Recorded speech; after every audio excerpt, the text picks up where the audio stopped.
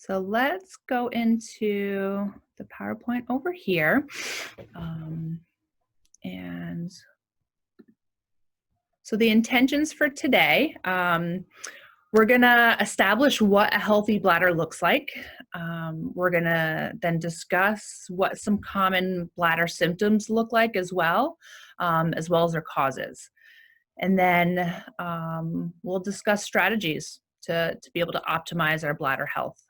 Um, and then we'll circle back and do a little question and answer and be able to figure out any remaining questions that you guys have and just share and support.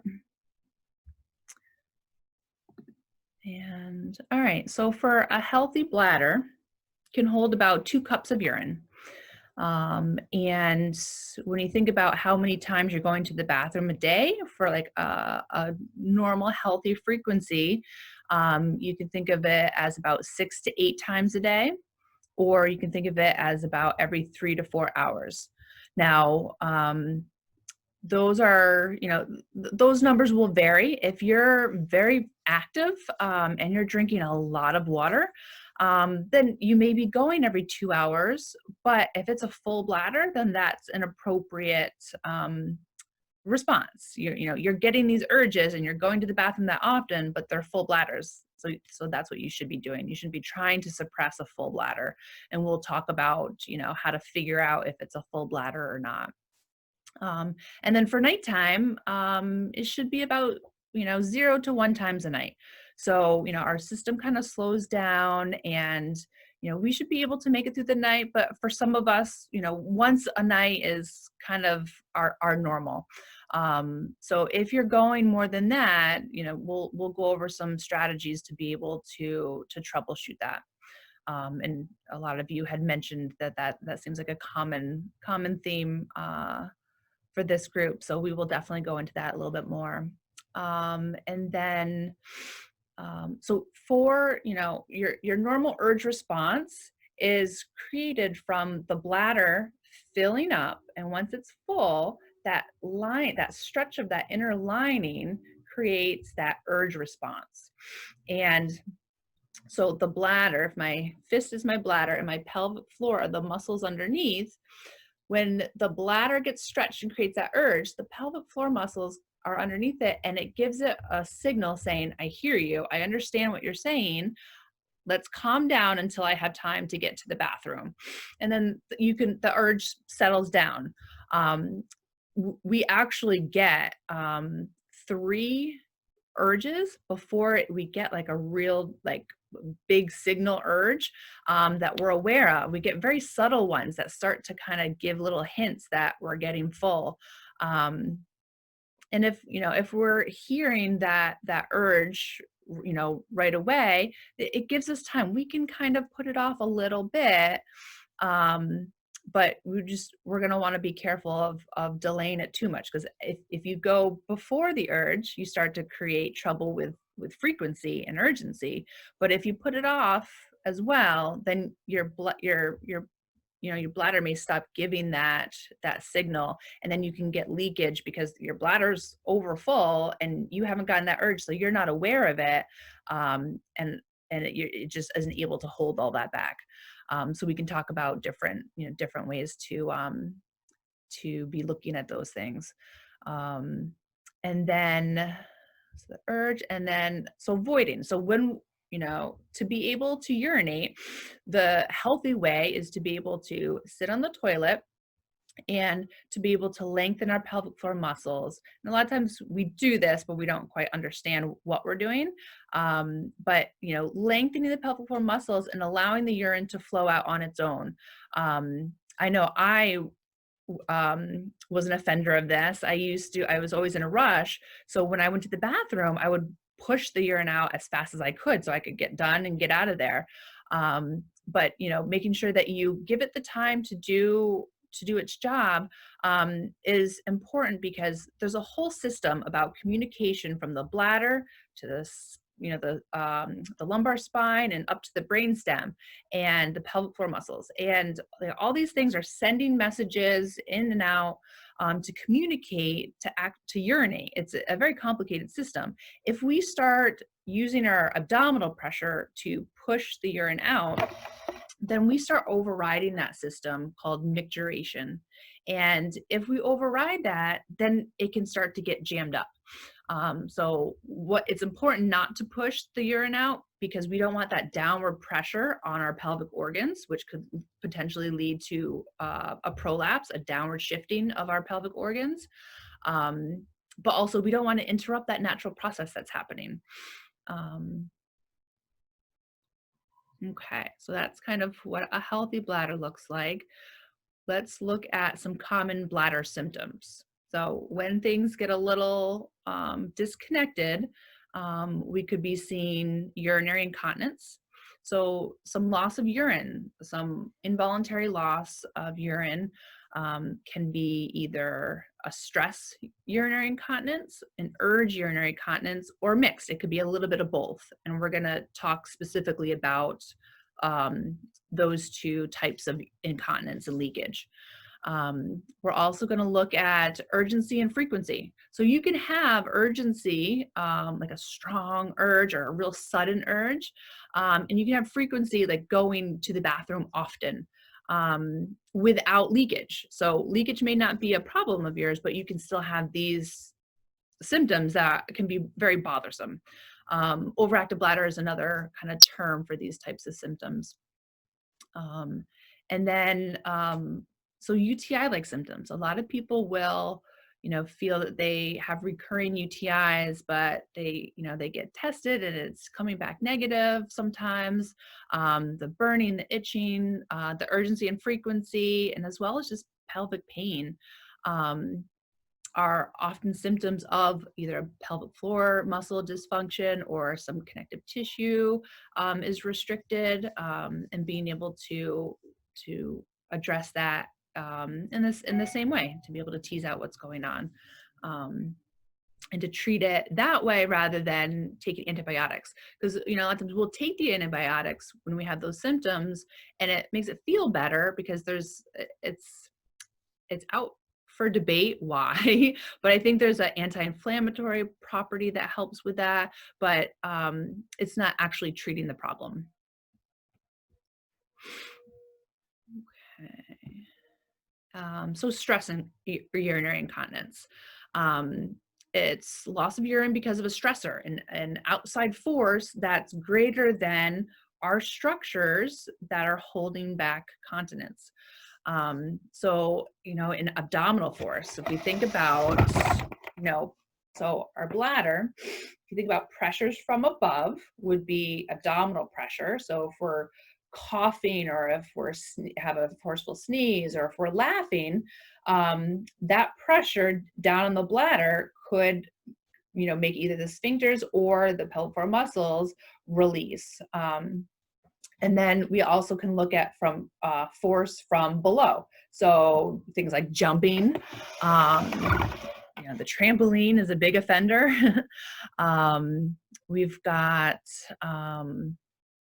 people doing really high intensity exercise, like CrossFit with jump roping and double unders and box jumps, and you got to look at, we can break down what is that activity, because we want to keep you doing those things, but how can we do it, or like lifting heavy weights, how can we do it without adding, reducing the stress on the bladder?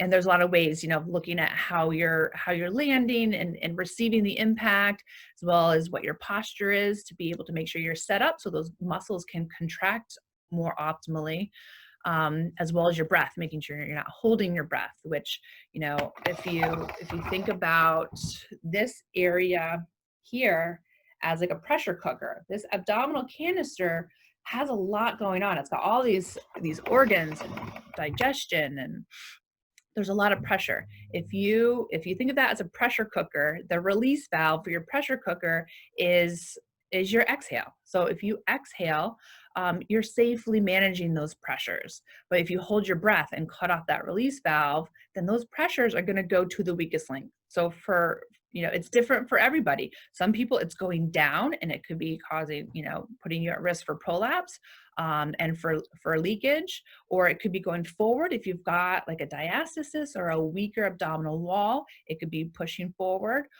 or even like towards the back for any, back issues, pain and hernias. So, pressure management is important for a lot of different systems and functions, and certainly postpartum. And then what we're looking at is, if you're experiencing stress incontinence, what we want to figure out is, we're going to look at all those things, what your posture is and what your breathing strategies are, but we're also going to look at, what are your pelvic floor muscles doing. Are they overachievers or are they underachievers? So trying to figure out if your pelvic floor muscles are on all the time and overworking, they're gonna be elevated and they're gonna be tight. And a tight muscle is a weak muscle. If it doesn't have the range of motion to generate a good contraction, or it doesn't have anywhere to go because it's already contracted, it's gonna release, and that's when leakage can happen. The other thing that can happen is the bladder can spasm as well. So, figuring out, what should you be doing? And that's like really key, and, just paramount to figure out, are your muscles tight? Are they weak? Are they both? Because a tight muscle is a weak muscle. Um, and, like once we get the tightness, squared away, then do we still need to do some strengthening, or does the strength come right back after the tightness has been resolved? So just finding that balance. It's always about balance. And then looking at the connective tissue, there may be scar tissue that's kind of pulling on the structures and not allowing for that urethra closure. Um, there could be, stress and anxiety. Our pelvic floor muscles hold tension with stress, anxiety, trauma, but also our connective tissue. All our connective tissue around our, pelvic organs and our abdominal wall, it really is all connected and can be having an effect on the bladder function. So being able to look at all of that, look above and below to figure out, all the culprits. And then, breathing, core strength, and then task analysis. So like I said, just breaking down what is it that you're leaking, and avoiding diarrhea. I'll mention this a number of times. Keeping track of when the leakage is actually happening, and really specifically, like, okay, when you got up out of bed, well, was it when you went from lying down to sitting up, or was it when you went from sitting to standing, or was it right when you stood up and you were moving forward, or was it right before you got to the toilet? So though all those little components can mean very different things. All right. Now, urge incontinence, is a little different, and that's a loss of urine when you have a strong urge, a strong sudden urge, and often there's frequency associated with it as well. Um, so the big piece with urge incontinence is the brainstem connection with it. So our bladder communicates with the brainstem, and therefore the brainstem takes in, information from what we're doing.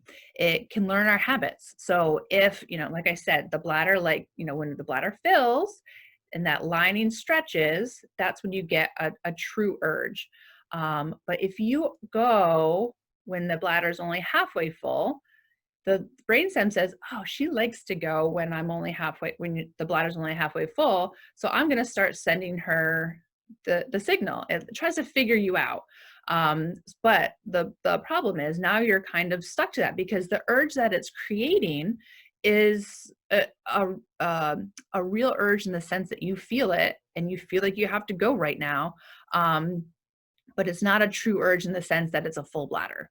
The good thing, is that your bladder learns your bad habits, but it also can relearn and reset, good healthy habits. So, after looking at avoiding diarrhea and kind of figuring out like, oh, it seems like every like hour or every hour and a half or every 30 minutes or even 15 minutes for some people, this is when I'm getting that urge. So, starting to troubleshoot some urge distraction techniques and, teasing out like, what are you drinking? Because there are some things like bladder irritants that can be causing those urges. So starting to pull all the information that we can to start to put together a very specific program for you. Um, so the just in case piece, that's what JIC means. So yeah, don't go just in case. Like if you've just gone to the bathroom and you're going out to the store, you just went like 15 minutes ago, but you're going to be at the store for about an hour or two. Um, trying to break those habits and being very mindful and aware of what your hydration is important, because you can start to be more confident to not do that just in case pee if you know how much you've drank and when you just went, and like how much time you're going to have. Because if you the more that you give into those urges, and we'll go over this when we talk about the nighttime urgency, the more that you give into them and the more that you do them, the more that you're reinforcing them. So in order to reset the system, because you can reset it, it's not like you're going to have to be struggling with it for the rest of your life. Once you reset it, then your bladder goes back to just giving you the signal when it's full. But until then, you have to be diligent and kind of follow the schedule. So the bladder retraining can be cumbersome, but it's effective. And then, so the pelvic floor muscle lengthening. So being able to release that tension when you have that urge. Once you've been able to identify, what, I don't believe that this is a full bladder urge. I'm going to try to do some urge distraction techniques. The first go-to I always have people try is to lengthen the pelvic floor muscles, and we can talk about that more. But being able to calm the system down rather than get nervous and tense up and exacerbate it, and advance that urge. It's very counterintuitive to be able to lengthen your pelvic floor muscles when you're having an urge, because you feel like you have to hold back. But it's like so you can lengthen the pelvic floor muscles. You can also, I call it pumping the brakes. You can do like little quick flicks that can help just give a little bit of sensory into the system and help be able to say, yes, I hear you. Okay, I'm going to respond to you, but now we're going to calm down and we're going to see if we can get rid of this urge for a little bit and buy us a little bit more time. And the more that you do that, you can start to stretch out these periods. Say you're going every hour, you can kind of go an hour and 15 minutes and then kind of build on it in small increments that way. But calming down the system is important and challenging. And then mixed is a combination of both. So you may, be thinking, oh, well, I leak when I go on the trampoline or when I step off a curb unexpectedly, but I also have that urgency. Like I get a sudden urge and on the way to the bathroom, I have a little bit of leakage. So it's very common to have both. And again, the main thing is to figure out if the muscles are overactive or underactive. And then that way we can, come up with an appropriate plan, because, the Kegels that, is out there that everybody thinks if I have bladder symptoms, I should be doing Kegels. That's really definitely old news. If you've got tight, overactive pelvic floor muscles, you don't want to be squeezing them and contracting them and feeding into that tightness. You want to learn how to lengthen them to be able to have a good, effective contraction.